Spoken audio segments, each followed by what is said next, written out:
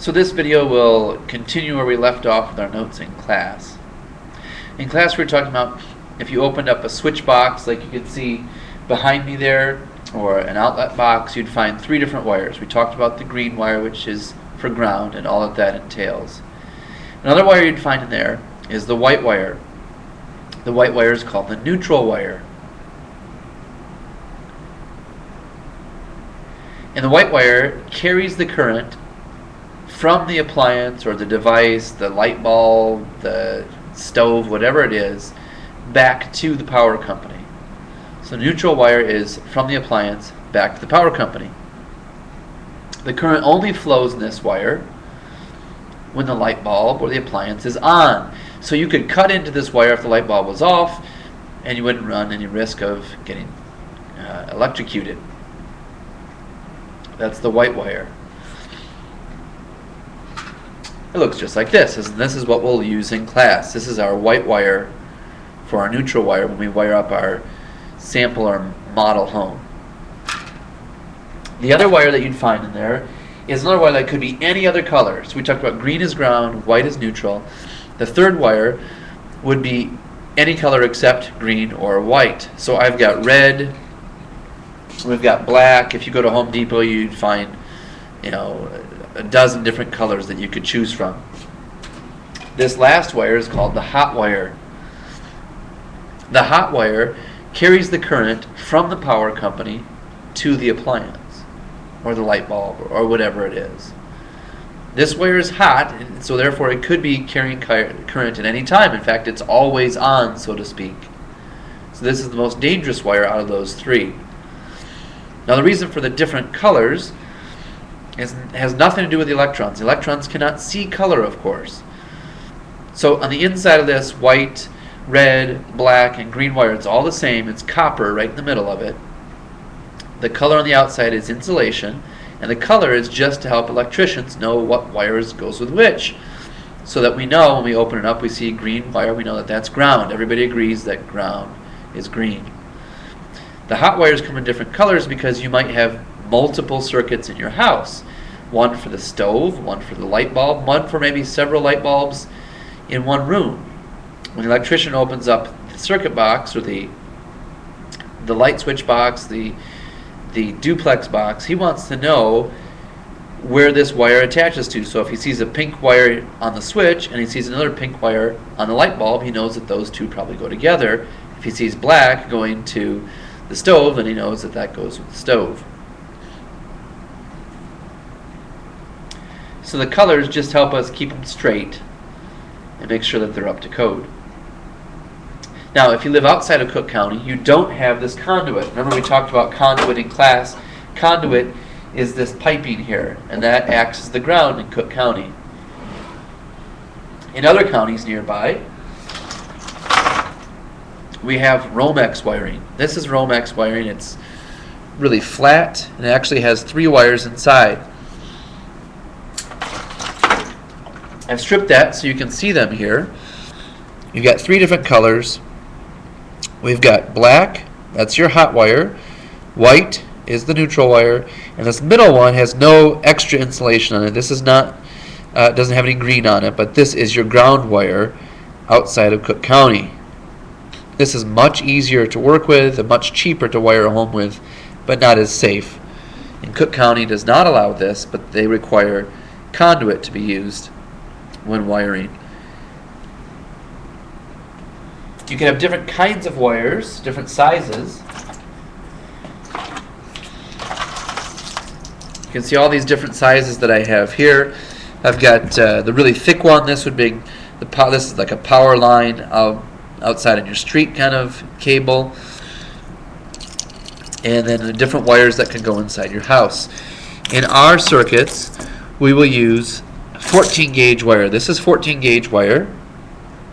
It can carry 15 amps in it. Once it's above 15 amps, this could fail. It could melt. This is what most of your house is wired with. Things like family rooms, living rooms, bedrooms, that's using 15 amp or 14 gauge wire. The next size up, so this is a thicker wire now. This is 12 gauge wire. And 12 gauge wire can have up to 20 amps of current running through it. This would be like your kitchen outlets, your kitchen appliances might be using 12 gauge wire. Then you have 10 gauge wire. This can have 30 amps running through it, so this maybe is your microwave or something that draws a lot of current like that. This is 8 gauge wire. 8 gauge wire can have 100 amps of current flowing through it. This would be like for maybe an air conditioner, your electric stove, a washer, dryer, that type of thing. You can have all sorts of different size wires like I already talked about. This is probably the wire that would come into your house from ComEd. This is probably a 200 amp wire.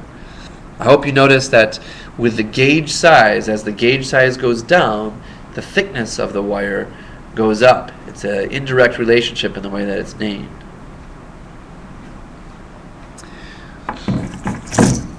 Now, here's what you're going to have to do in class.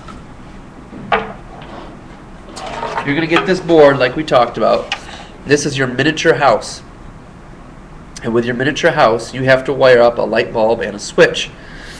This is kind of like the power company. So the power company hooks into here, and I'm going to hook my hot and my neutral into your hot neutral here. You're going to wire it all up, and when you're finished, you'll call me over. I'll have you take your hands off, and then I will hook up my hot and neutral. My neutral is going to go to this thing over here called the neutral bus. It's called the bus because it has lots of seats on it. That's the neutral bus. This is the circuit breaker, and my hot will go to one side of that. Your hot should come off the other side of that. Then it's going to go into the circuit. You decide what happens out here to make everything work, where the wires go and so on. And then I'll supply the potential difference to see if it'll work. And before you do that, you have to know the different codes that we're going to use. We're going to use Cook County codes. So these are the codes you have to know before you start wiring. First of all, you need to know the codes regarding colors of screws. So I talked about colors of wires. Colors of screws are similar. Each color of a screw has a different wire that goes to it. So on this duplex, you can see different colors. I've got brass screws, I've got silver screws. We already talked about in class the green screw. Green, of course, is for ground. Your ground wire would attach to that. Here's the code you need to write down. Hot wires always go to brass screws. Neutral wires always go to silver screws. And that's where they get attached. The other code you have to keep in mind is you must strip the wire properly. Here's a wire that I've cut off. To strip it properly, you take your wire strippers, your wire cutters. It says right on here the gauge of the wire. It's 14 gauge. I know that because that's what I just told you. That's what it says on the wire itself. And I've got some copper stripped off, or some insulation stripped off, so the copper is bare and showing. You don't want to strip too much because you don't want to have bare wire in your circuit box. You also don't want to strip too little because you want the screws to screw down onto copper. You don't want them to screw onto the insulation. If you're not sure how much to strip, on the back of these things, there's usually a strip gauge. There's a little marking that says how much you should strip, and that's a good ballpark figure to start with. Then, since we're going to loop ours and screw them onto the different duplexes and bulbs and so on, you're going to make a little loop on your wire. You can make it lots of different ways. It doesn't really matter how good it is. This is a pretty good one here. This loop has to go clockwise on the screw, so that when I hook it up, it points in a clockwise manner. It would be something like this. The wire is pointing in a clockwise manner, and we do that so that when you screw down the screw, this gets pulled tighter to the screw. If you do it counterclockwise, this would not get pulled tighter to the screw. We want it to be tight, so it's a good electrical connection. The one place that there's an exception to this is inside the breaker box. Inside the breaker box, we just do straight wires in here. You don't have to curve them and loop them. You put your wires straight into here and screw it down, or your wires straight into the neutral bus and screw it into there. Of course, you want to have slack in your wires as well. If we don't have slack in the wires, then electricians cannot pull things out and work on them. Going back to this, you don't want to have this in here so tight that you can't pull it out. You want wire slack to be in here, I don't know, 6 inches, 8 inches or so I can pull this out, I can work on it, and then I can put it back in. Lastly, you want to make sure your wires are through the conduit. The hot and the neutral have to go through this. It's to protect the wires. That's the point of doing it. That should be it. If you have any questions, let me know in class. Good luck on your lab.